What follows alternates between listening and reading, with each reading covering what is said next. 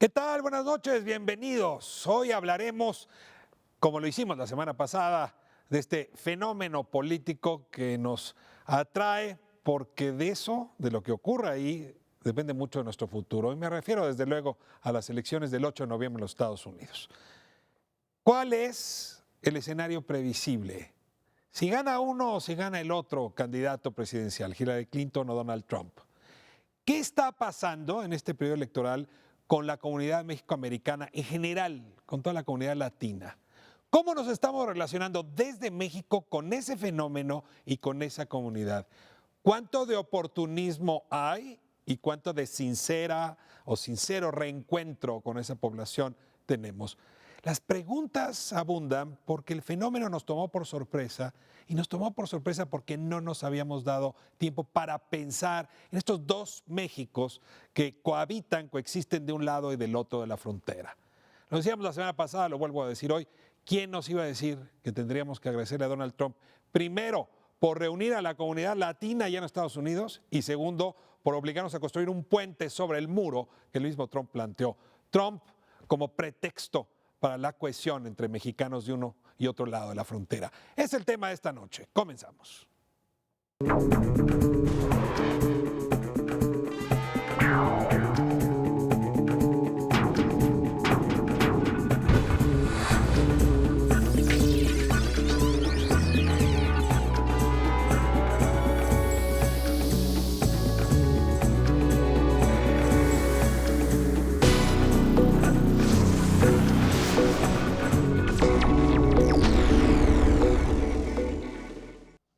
Bueno, pues abrimos esta, diría yo, la segunda conversación que tenemos en Espiral justamente sobre las elecciones en noviembre y el voto latino, presentando a quienes hoy nos acompañan. Sin duda son de las voces mejor articuladas y que mejor entienden el fenómeno.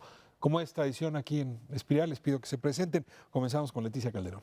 Bueno, yo soy Leticia Calderón Chelius, profesora investigadora del Instituto Mora, miembro del Sistema Nacional de Investigadores, miembro del Patronato de Sin Fronteras, que cumple 20 años este periodo, estos meses. Y bueno, pues me he dedicado a trabajar cuestiones de migración, relaciones México-Estados Unidos, y pues es un gusto que me invites a este programa. Y hay que decirlo, lo has trabajado desde el punto de vista más científico como académica, pero también en un contacto muy permanente, muy intenso con las y los migrantes. Así es que te agradezco mucho que pongas estas dos perspectivas hoy aquí, Leticia. Gracias y le doy la bienvenida a Carlos Heredia. Gracias, Ricardo. Un gusto estar aquí en Espiral. Soy Carlos Heredia, profesor del CIDE en la División de Estudios Internacionales. Soy de Tamaulipas, estado fronterizo con Texas. Estudié en Estados Unidos, en el estado de Minnesota. Estudié también la migración, la relación bilateral, el comercio con Estados Unidos y más recientemente justo el tema que nos ocupa esta sesión, que es las comunidades latinas en Estados Unidos. El CIDE acaba de publicar un trabajo junto con un centro de pensamiento de Washington que se llama ¿Cómo los latinos le están dando forma al futuro de Estados Unidos?, que voy a comentar en el programa. Y gracias por poner el acento en los latinos, porque si bien algún componente relevante de ese grupo es mexicano, es mucho más allá que lo mexicano. Es correcto. Y tienes un buen conocimiento también de la migración centroamericana, de la presencia centroamericana, que es elemento clave de esta discusión. Fundamental. Muchas gracias, Carlos. Y le doy la bienvenida a David Maciel. Es un honor tenerle aquí, profesor. No, muchísimas gracias. Al contrario, les agradezco mucho. Ustedes nos han cubierto en muchos eventos en el pasado y allá los vemos fielmente en Estados Unidos. Yo soy David Maciel, soy profesor emérito de la Universidad de California en Los Ángeles, también profesor emérito de la Universidad de Nuevo México y actualmente profesor afiliado al CIDE en la División de Historia. Toda mi vida académica se ha centrado en el estudio de ambos Méxicos. Tanto yo soy primera generación, mis padres mexicanos, yo nací, me crié, me eduqué y allá he elaborado toda mi vida y me he dedicado tanto al tema de estudios de México como al tema de estudios de los mexicanos y latinos en Estados Unidos. Qué bien lo dice, los dos Méxicos. En realidad son dos territorios y una población, una suerte de continuo, que sin embargo, ¿cómo nos cuesta trabajo entender? Desde aquí, desde allá, pero déjame comenzar con la incomprensión de este lado. Nunca pensé decir lo que voy a decir ahora, y lo dije en el programa anterior. Si algo tendré que agradecerle a Donald Trump, y miren, que agradecerle algo a ese señor está complicado, es el nivel de conciencia que nos devolvió. Es decir, que los destinos de ambos Méxicos sí están ligados y sí necesitan un diálogo. Y lo digo más fuerte, y le entregó conciencia a un gobierno que no la tenía, punto. Comienzo con esto y espero su reacción. Quizá exageré con lo que estoy diciendo. No exageras, ¿eh? Yo creo que es muy interesante esa perspectiva y yo la comparto en el sentido de que México ha tenido una política, el gobierno mexicano, una política hacia los mexicanos que radican en Estados Unidos, pero en esa diversidad que es como lo dice ahora David, bueno, no es lo mismo la migración, la comunidad mexicana que ha nacido en nuestro país y se ha socializado acá, que la primer generación o hasta la quinta, ¿no? Y creo que eso lo ha trabajado el gobierno mexicano desde hace 20 años. Lo interesante es cómo abandonó el tema y realmente los últimos 10 años, una cosa cíclica, pero ha habido altas y bajas, pero se desdibujó el tema de las comunidades mexicanas en Estados Unidos. Tiene que ver con muchos factores, entre otros también, bueno, la transmigración en nuestro país y la conciencia de lo que está ocurriendo ahora con la frontera sur, que también es relevante y creo que eso modificó el equilibrio hacia el tema. Pero que hay un abandono y ahora, frente a esta, digamos, vorágine electoral, es muy interesante ver que el gobierno ha tenido que recular en esa posición, posicionar diferente a sus, digamos, actores tanto en las embajadas, consulados, la misma canciller que ha ubicado ya el tema como central en su discurso, ¿no? A ver, para ser justos, este péndulo es cierto. Es decir, me parece que el gobierno de Vicente Fox, y sobre todo con Josefina Vázquez Mota, sí trató de construir una relación, pero se cortó después de ese gobierno y desde entonces hasta muy recientemente reconstruimos una política de Estado hacia este fenómeno. Pero yo creo que aquí sí yo quisiera enfatizar un punto, que me he dado cuenta que en México hay como que mucha confusión entre lo que son los mexicanos de allá y se centra demasiado en migrantes. Migrantes son 11 millones, mientras nosotros somos casi 50 millones de ciudadanos, de residentes de allá. 50 millones de hispanos, 30 millones de mexicanos. Sí, ¿no? bueno, mexicanos es el grueso, pero también, como comentabas hace un momento, nomás en Los Ángeles, fíjate, hoy día hay 2 millones y cacho de centroamericanos. Añade a los chicanos, somos ya 11 millones nomás en Los Ángeles, de origen latino. Pero luego están obviamente los cubanos, los puertorriqueños, que no hay que olvidar, que es una comunidad diversa, pero que está doblando su población cada 40 años. A ver, siguiendo un poco la lógica de David Carlos, ahí hay un universo que tendríamos que leer de este lado y un gobierno que tendría que tener una lectura fina para construir una política. Regreso al punto de origen. Esa política de Estado ha sido pendular o de plano no ha existido la mayor parte del tiempo. Mira, tú le das las gracias a Trump por despertar una conciencia. A mí la palabra conciencia se me hace que le haces un favor al gobierno.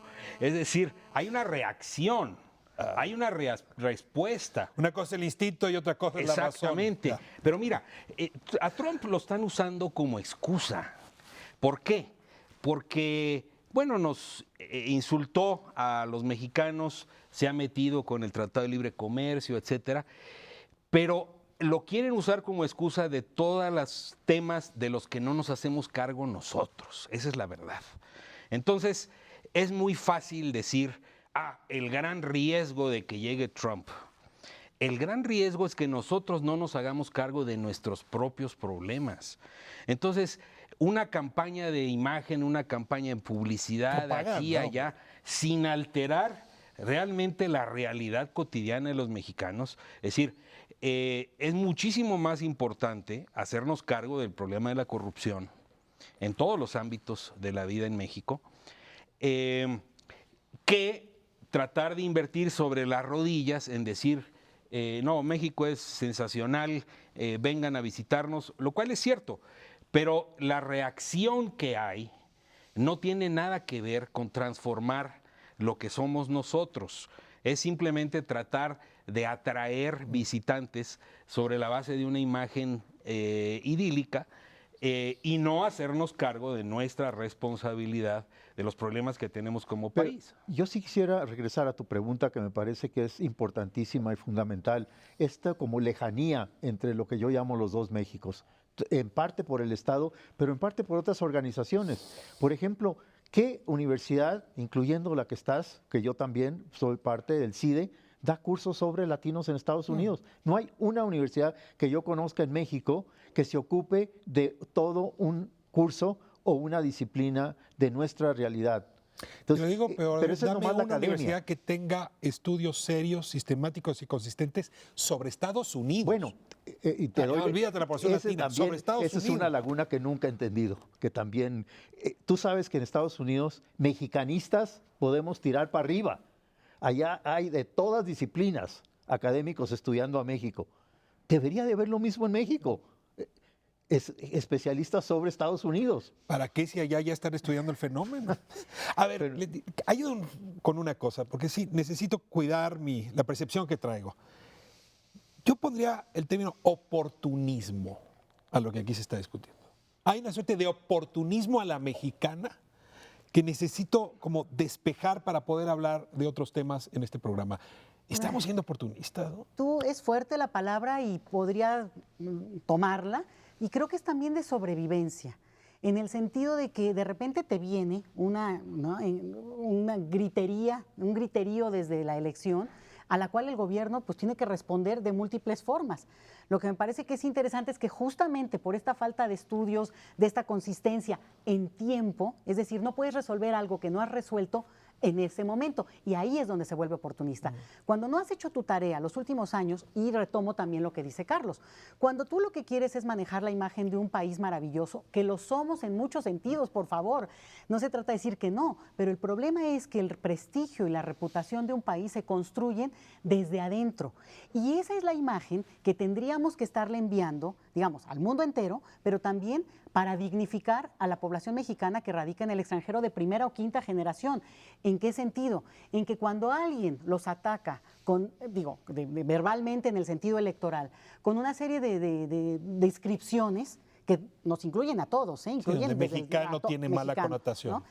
El punto ahí es cómo se activan todos estos elementos que construyen el prestigio de un país, no solamente por sus playas lindas, sino por el exceso de corrupción, por la inseguridad que no invita a la gente, por la serie de elementos que caracterizan hoy por hoy desafortunadamente a nuestro país y que, ¿cuál es el punto? Nos están cobrando la factura en este momento. Y ahí te va por un tanto, ejemplo sí de... es oportunista, totalmente. Ahí te va un ejemplo de oportunismo. Mira, desde que entró Obama, han deportado Estados Unidos a México más de 2 millones de mexicanos.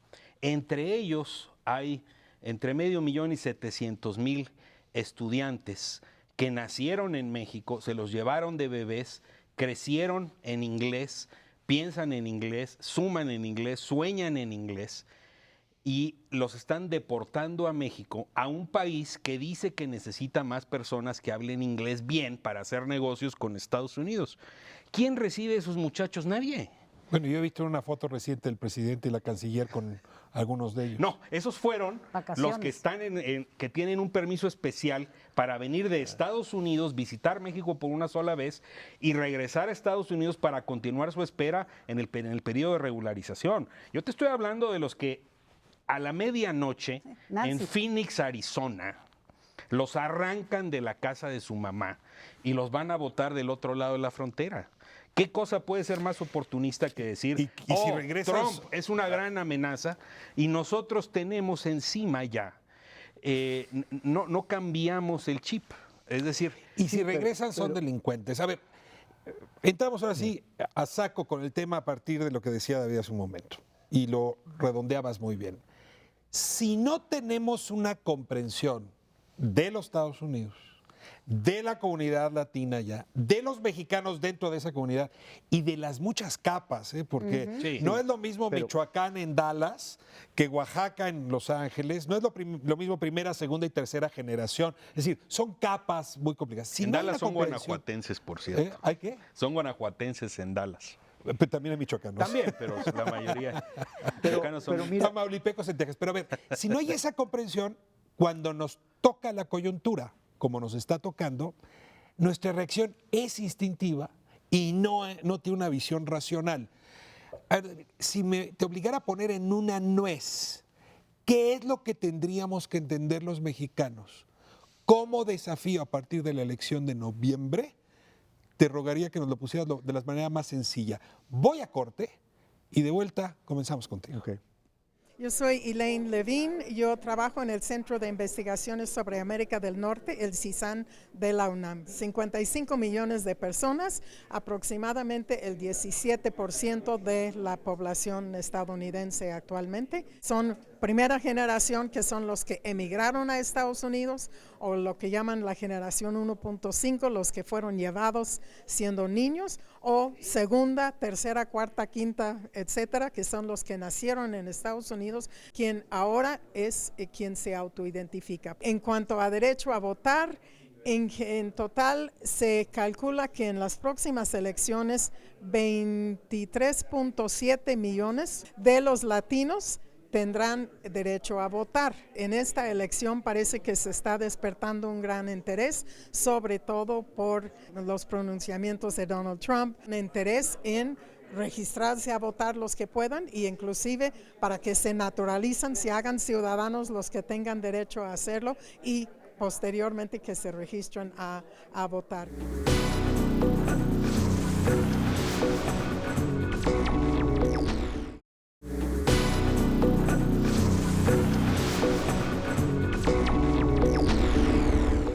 Soy Patricia Escamilla Ham, profesora en la Universidad Nacional de Defensa en Washington, D.C. Que en Estados Unidos se toma el caso de los judíos y cómo han contribuido para apoyar el desarrollo de una relación muy óptima entre Estados Unidos e Israel. Más del 90% de los judíos en Estados Unidos votan, participan políticamente.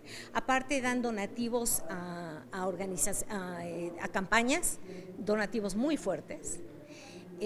Tienen un equipo de cabilderos, ¿no?, contratados que están constantemente monitoreando que no haya nada que directa o indirectamente vaya a perjudicar a Israel, y en cuanto detectan algo, inmediatamente montan toda una campaña muy proactiva para combatir ese problema, ¿no? Si se llegara a atacar a Israel y a los judíos como se está atacando hoy a México, sería un escándalo y le resultaría muy costoso a cualquier candidato o a cualquier funcionario electo en Estados Unidos, ¿no?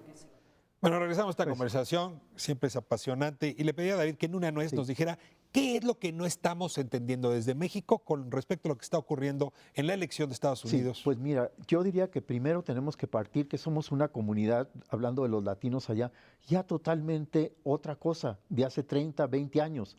Ya somos con una clase media sustancial, una clase universitaria, una clase de empresarios, una clase de médicos, una clase de científicos, una clase de académicos, sustancial. Déjame darte un ejemplo muy concreto. El estado de California, todo el Congreso Estatal de California está en manos de jóvenes chicanos de 40 y pico años. El presidente del Senado de California, Kevin de León, 42 años. El grupo de origen Pacoima mexicano. en el centro. ¿Cómo? El grupo de Pacoima en el centro. Sí, y mira nomás para decirte un ejemplo, ¿qué hacen estos chicanos?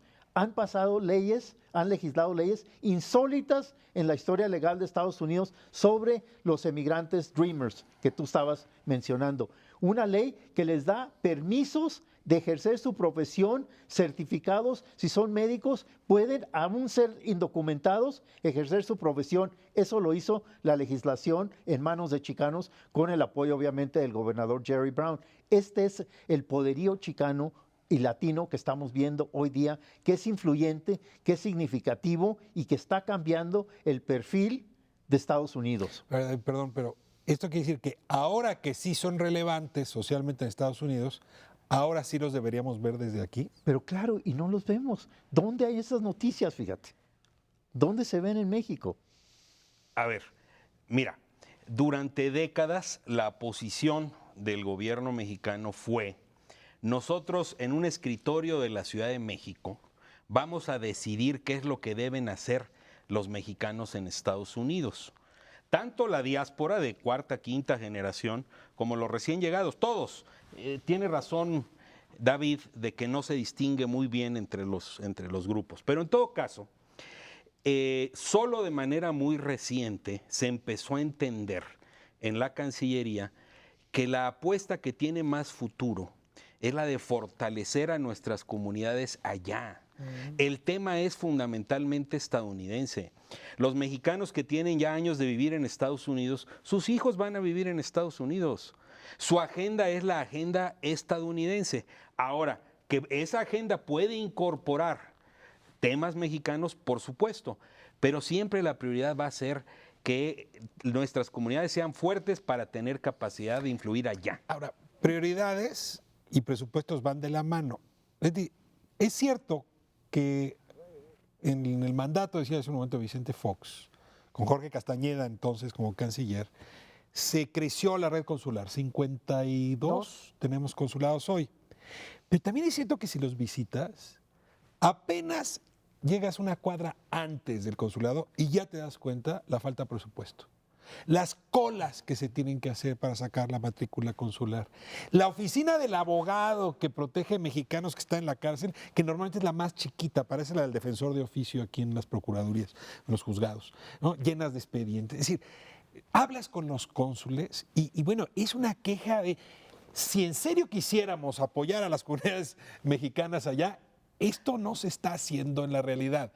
¿Tú crees que esta descripción va a cambiar esa política? Mira, tan no ha cambiado que nada más tú ya mencionaste un ejemplo y tú se lo dices a un mexicano en Estados Unidos y luego le brinca. La matrícula consular no se acepta a esta hora en México para hacer trámites. O sea, algo que nos cuesta. Es una identificación vis a vis las oficinas gringas, pero no aquí. Sí, y ahora se está haciendo ya el trámite para la credencial para votar. Pero es un dato, es como nada más un ejemplo. Y yo retomo algo que creo que es sustancial, porque cuando David dice lo que está ocurriendo en California, la comunidad mexicana de origen mexicano o latino en California, sí, pero justamente también en esas capas que tú mencionas, hay que entender que la diversidad política en Estados Unidos también afecta de manera muy distinta a voy a ubicar solamente a los mexicanos, porque además es sobre quien se ha ido Trump, sin lugar a duda. No ha hablado de latinos, no habla de cubanos, dice Mexicans. Porque los gringos dicen they're all Mexicans. Bueno. Todos son mexicanos. Pero eso es justamente... también, ellos son todos gringos, ¿eh?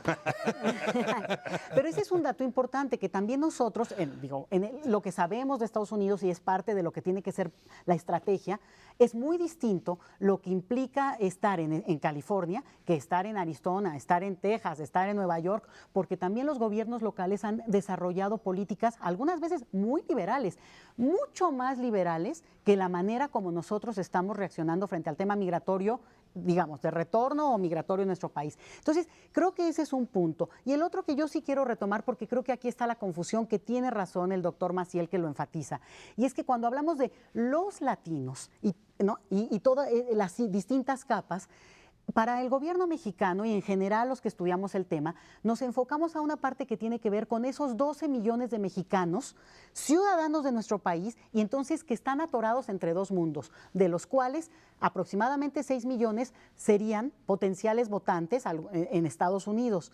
Y también en México, ojo, este es el dato interesante.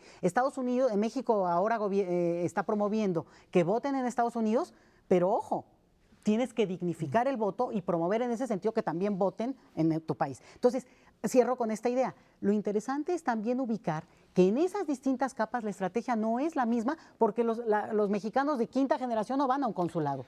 Pero mira, una cosa que es importantísima también es que tomemos en cuenta que ya somos una minoría nacional, incluso en barbaridad de lugares y regiones de Estados Unidos. No somos ya minoría, sino mayoría, incluyendo en el estado de California.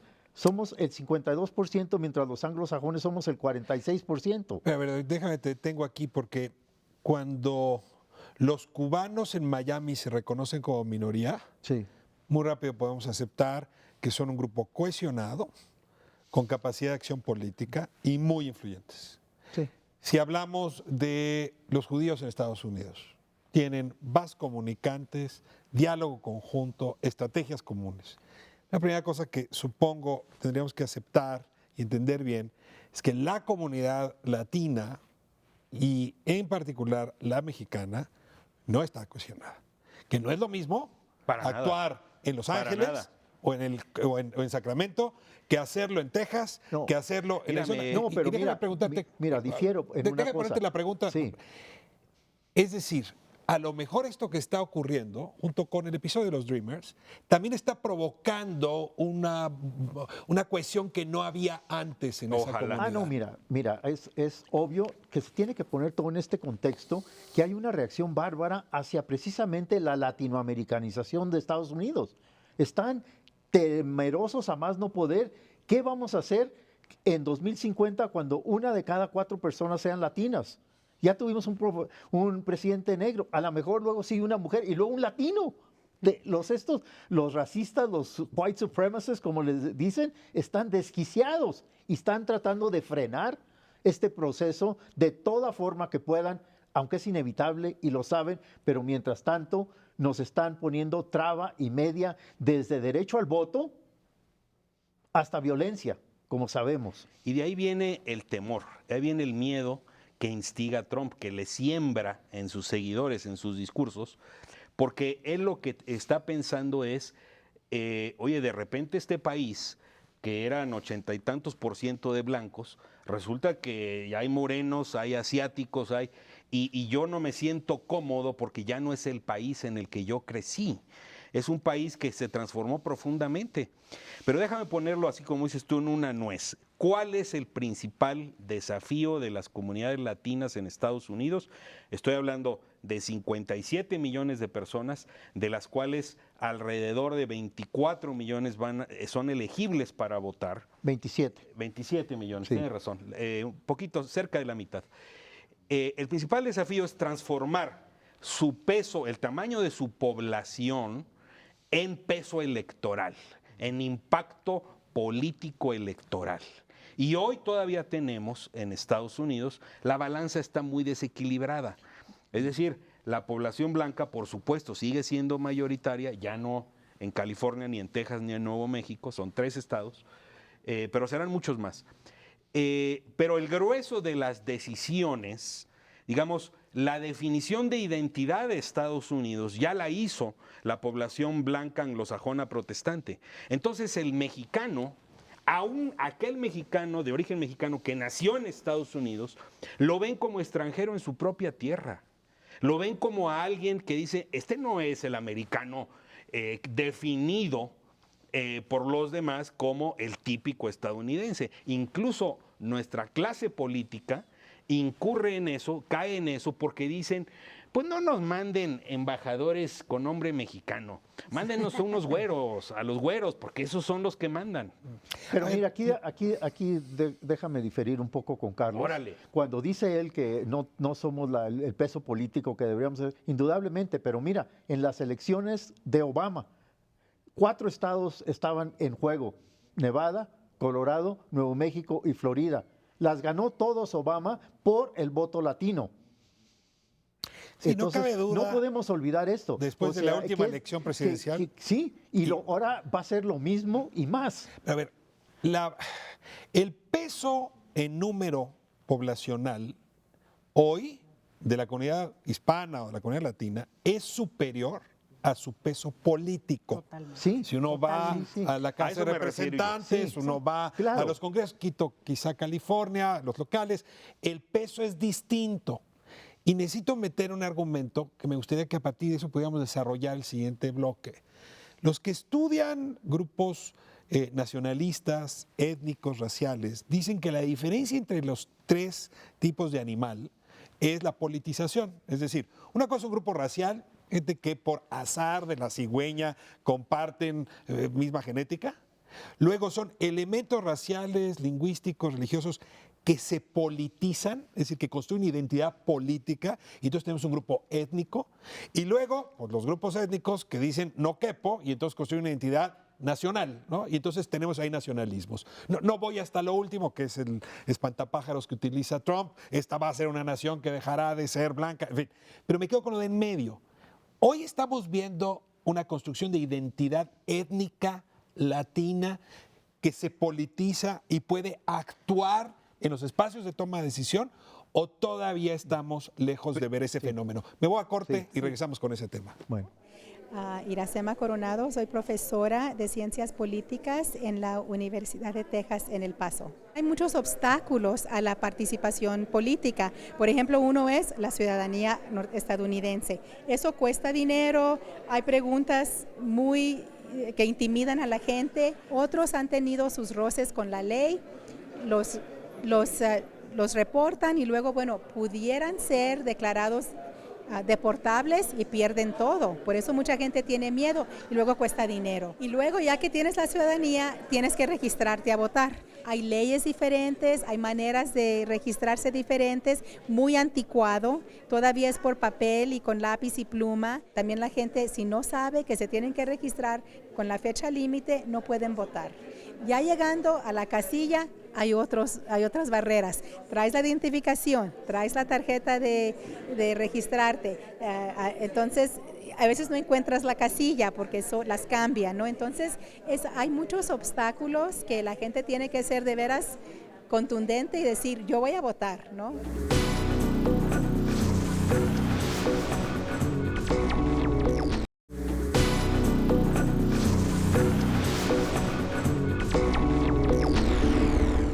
Yo soy María Rosa García Acevedo, entonces soy profesora de la Universidad Estatal de California en Northridge. La población latina mexicana es una población joven, de menos de 35 años en su mayoría. Entonces, pues ahí es donde está, ¿verdad?, el futuro de los que tienen que estar informados de México y de las posibilidades de comunicación, ¿verdad?, de México y los mexicanos de allá. Hay muchos estudiantes que, sus padres han trabajado en el campo, o trabajan en servicios, cuidando niños o limpiando casas, y ellos pues van a tener un horizonte completamente diferente. Entonces hay mucho trabajo por hacer con los jóvenes latinos, pero evidentemente aquellos que llegan a la universidad pues pueden tener un efecto multiplicador dentro de la comunidad. Esta campaña ha educado políticamente a muchos y a la vez, la cuestión de reaccionar ante todos los horrores que ha dicho Trump, pues también obviamente es una motivación. Cuando se les informa de la política, tanto de la de Estados Unidos como de la de México o de América Latina, sí existe ese interés. Bueno, estamos de vuelta en esta conversación sobre los Méxicos, el que está al norte y al sur del Río Bravo. Y David, hace un momento hacías mención, un tema que me pareció importante, buena parte de la comunidad latina, mexicana en Estados Unidos, hoy ya se sienta cómoda en la clase media. Tiene preparación, tienen puestos, tiene influencia política. Y entonces es más fácil que la élite mexicana los vea con respeto. Pero quizá parte de la explicación por la cual la élite mexicana, la empresarial y la gubernamental, los partidos nunca los vieron, fue porque esa migración empezó siendo muy pobre. Y dado el clasismo que hay en México, fuimos incapaces de ver a la migración cuando se fue. Ahora que ya son ricos, ahora que están bien asentados, entonces sí nos vemos al tú por tú. ¿No será este parte del problema? Sí, pero mira, Ricardo, como decimos nosotros, gran parte de nosotros no cruzamos la frontera nos cruzó a nosotros. Dice los Tigres del Norte. Entonces, allá tenemos, como decía Leticia, muchos colegas que tienen 5 generaciones de allá. Esto es lo que aquí me frustra un poco, que no se entiende que el grueso de nuestra población no somos emigrantes como de actualidad o indocumentados. Y ahí la dificultad, creo yo, de que dada la diversidad de la propia comunidad, cuando tú tienes, digamos, comunidades que tienen un vínculo afectivo, emocional con el país de origen, pero que realmente no tienen ese vínculo político directamente con el país en términos de membresía, hace complicada la estrategia y que efectivamente, por ejemplo, recuerdo mucho el caso de un juez en Estados Unidos que estaba siguiendo a Trump porque un caso de su universidad, ¿no? Y que Trump lo acusó de decir, no, como usted es mexicano, no me puede usted juzgar porque usted ya está influido por su parte mexicana. Y este es un juez de 5ª generación nacido en Estados Unidos o 3ª. El dato es cómo, para el imaginario estadounidense, lo mexicano es todo. Y parece ser que ahí es donde hay que hacernos cargo también de que esta imagen de lo que es México le acaba afectando también a los mexicanos hasta de 5ª generación. Pero, Carlos, una palabra sobre el clasismo, porque sí está presente, incluso está presente allá, ¿eh? No, está presente aquí y allá. Desde Santa Fe hay una idea de esos mexicanos son de segunda que se parecen mucho a los de Pero allá, ahí te va. Javier Duarte, que está dejando el gobierno de Veracruz, está dejando un desastre en Veracruz, se compra una mansión en Woodlands, en Dice Houston. que no. Él dice que no. Bueno, No es herencia. animal Pero en Woodland le da la bienvenida. Deben estar locos en Woodland. Exactamente. Bueno, ¿qué imagen estamos mandando allí? O sea, los mexicanos que tienen dinero, poder de clase alta, pueden devastar el país impunemente y ahí van a poner su dinero en mansiones compradas con dinero corrupto en Estados Unidos. Pero yo soy del noreste y mucha gente que se va desde Tamaulipas y Nuevo León buscando refugio de la violencia, la gente que tiene muchos recursos, la gente que tiene mucho dinero, traslada a Texas el desprecio por sus compatriotas morenos. O sea, hay un racismo y un clasismo, una pigmentocracia aquí y allá que se refleja a cada momento. Desde la revolución con los que salieron el porfiriato. ¿No? Y eso nos remite a un tema que me parece crucial, que estamos hablando aquí de factores raciales, étnicos, culturales, pero también tiene una raíz económica. Es decir, Estados Unidos se está convirtiendo en un país extremadamente polarizado entre un pequeño puñado de personas, el 1%, que tiene una concentración de la riqueza física, financiera, etcétera, y el grueso de la población que ya no puede decidir sobre sus propios asuntos, que está cada vez más marginada de las grandes decisiones. ¿Eso a qué nos remite? Obama logró ganar en 2 ocasiones, y David tiene razón, porque formó una coalición de un segmento, sobre todo las mujeres, los jóvenes de la población blanca, con la población afroamericana, que votó 96% por él, y la población latina, que votó en 72% por él. La gran pregunta que hay hoy es, ¿esa coalición es solamente una coalición electoral que forma el candidato Obama o el candidato Clinton, o nosotros los latinos también vamos a ser capaces de acercarnos a las comunidades afroamericanas, a las comunidades asiáticas, porque también hay un racismo desde abajo? La pregunta es para ti, David. Así como la hizo Carlos, la repito. Sí, pero mira, también tenemos que tomar en cuenta por qué las comunidades latinas afroamericanas están votando a grueso por el Partido Demócrata. Tenemos que ver las dos agendas, tenemos que ver qué ofrece el Partido Republicano, que es nada para la comunidad latina o afroamericana. No nomás es Trump, es toda la plataforma. Pero, que ellos, eso es ver la oferta política y te entiendo, pero Sí. Ayúdame a responder la parte de la demanda. O sea, desde el lado de la demanda, ¿tú ves cohesión en la comunidad latina después de estos episodios?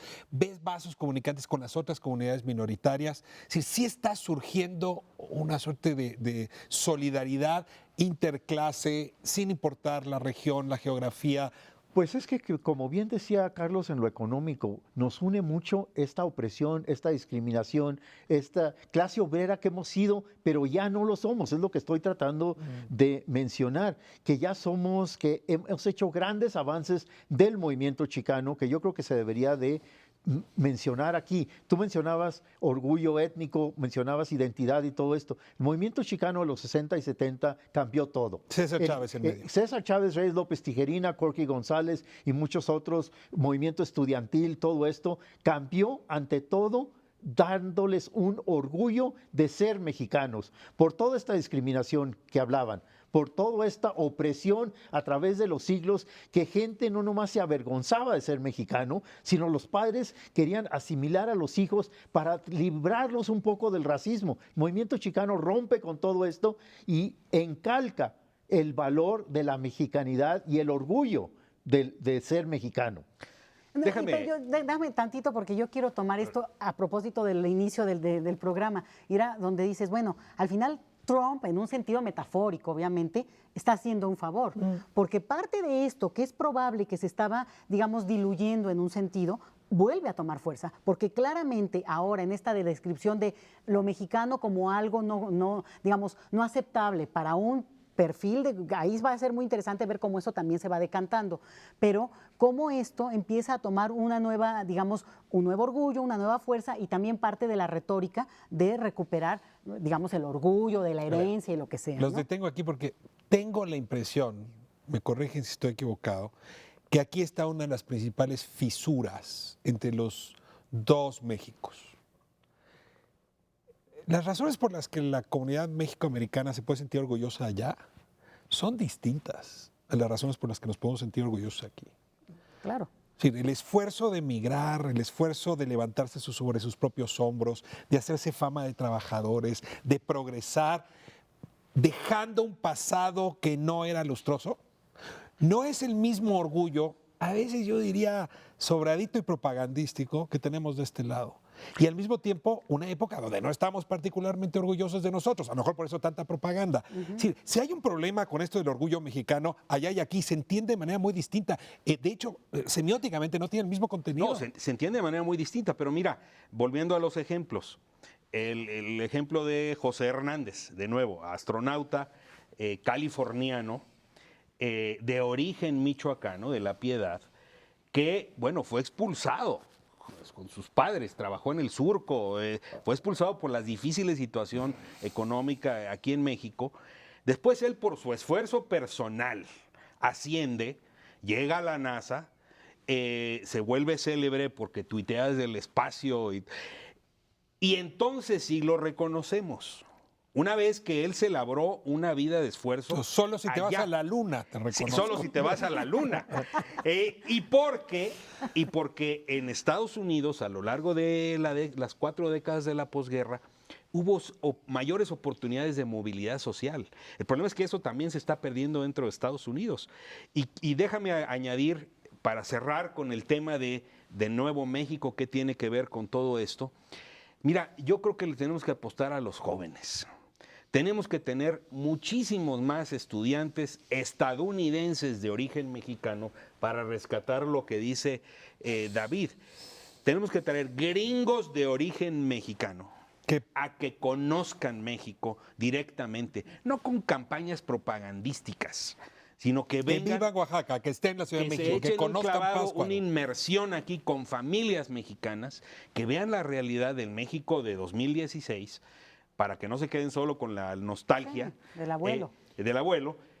Pero que ellos también tengan oportunidad de conocer a México de primera mano con los grandes desafíos que tenemos aquí. Pero aguas nada más una cosa, que no sean estos viajes propagandísticos que está usando en este momento Relaciones Exteriores, trae a 20 chicos, los placea y se va con esta imagen de decorado de fotografía de periódico, sí, perdóname, ni siquiera es más pero que no eso. Se vale, no se vale porque entonces tergiversan este tema. Y creo que tiene que ser en ambas direcciones, porque tiene razón David, de que no conocemos a las comunidades chicanas, a las comunidades mexicano-americanas, no las conocemos. Tenemos que darle la oportunidad a nuestros jóvenes que vayan a hacer una inmersión. Pero fíjate, la lejanía es también de ambos lados. Yo no estoy aquí para criticar nomás que México nos ha ignorado, lo cual es cierto, que México nos ha descuidado, todo eso es cierto, pero también allá mis colegas tienen que venir acá. Como tú dices, de traer acá, tanto los empresarios, los académicos, los políticos, tenemos que forjar puentes, ya es tiempo que veamos que tenemos muchísimo en común y muchísimo que compartir entre estos dos Méxicos. Y apostarle a los jóvenes. Necesito darle vuelta a la página, porque se nos está yendo el tiempo y yo sí necesito que responda a una pregunta fundamental. Noviembre hay elecciones presidenciales en Estados Unidos. De noviembre. Puede ganar Trump, puede ganar Hillary Clinton. La pregunta no les voy a obligarlos a que se definan en un escenario. El 9 de noviembre, gane quien gane, ¿qué creen que vaya a pasar? ¿Hacia dónde se moverá esta discusión? Que luego no se quede estática, no es una fotografía fija. Sí. Sus pronósticos temáticos, de agenda, de preocupaciones. No, mira, está en juego el destino del país en estas elecciones. Estados Unidos y México, los dos. Sí, pero estamos hablando ahorita de las elecciones de Estados Unidos. Está en juego absolutamente todo, desde la Corte Suprema hasta educación bilingüe, que otra vez está retomando en California. Todas estas agendas, o sea, agendas, digamos, progresistas, multiétnicas, multilingües, si queremos, contra la reacción que quieren regresar a Estados Unidos hacia décadas de atrás. Esto está en juego. Esto se va a decidir en gran parte. Carlos. Mira, aún si gana Hillary Clinton, el problema sigue allí.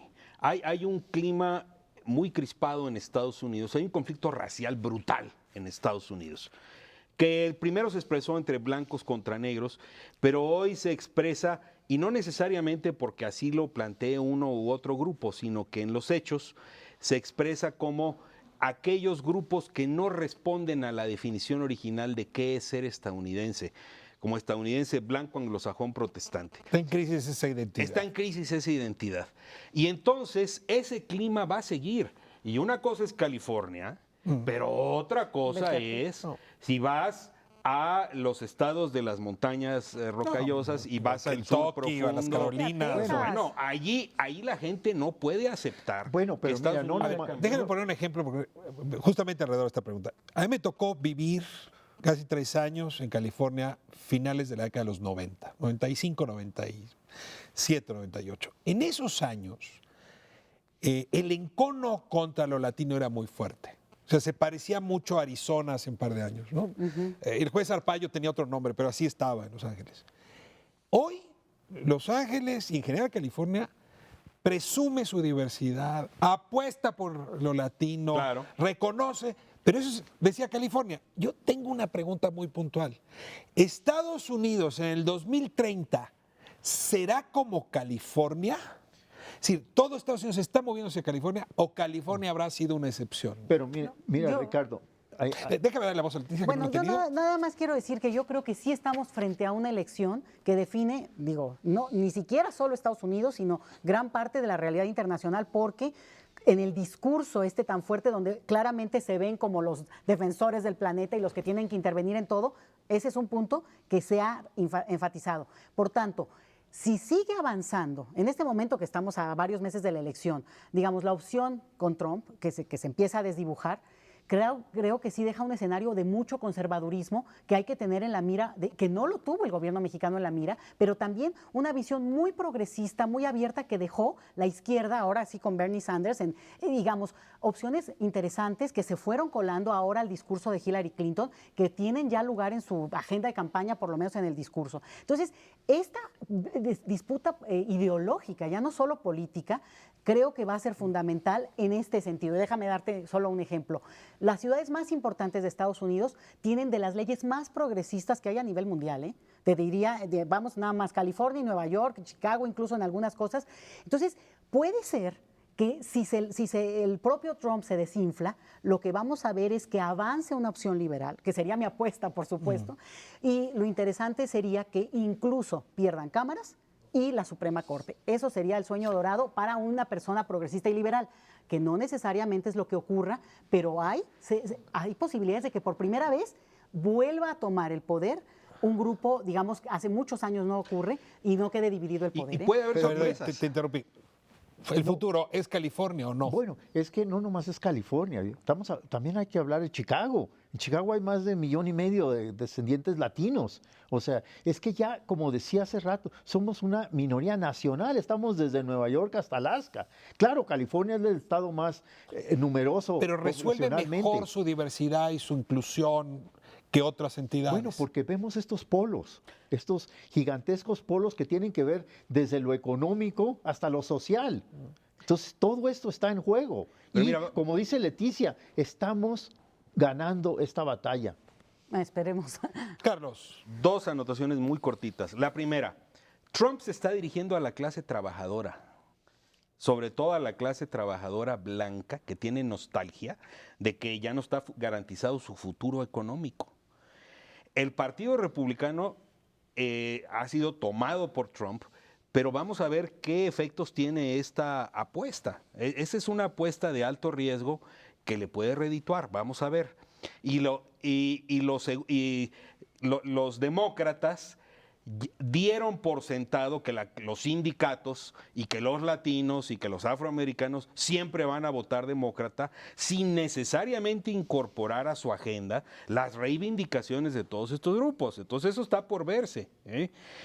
Yo creo que hay un riesgo en la elección del 8 de noviembre. Hay un riesgo de que los latinos, por ejemplo, no acudan a las urnas en la proporción que se espera. Porque Hillary no tiene el magneto necesario. Bueno, porque la campaña, porque Obama al final acabó deportando a muchos, por la razón que sea, y porque ahora la campaña de Hillary se está orientando más a recuperar a los votantes republicanos, blancos, etcétera.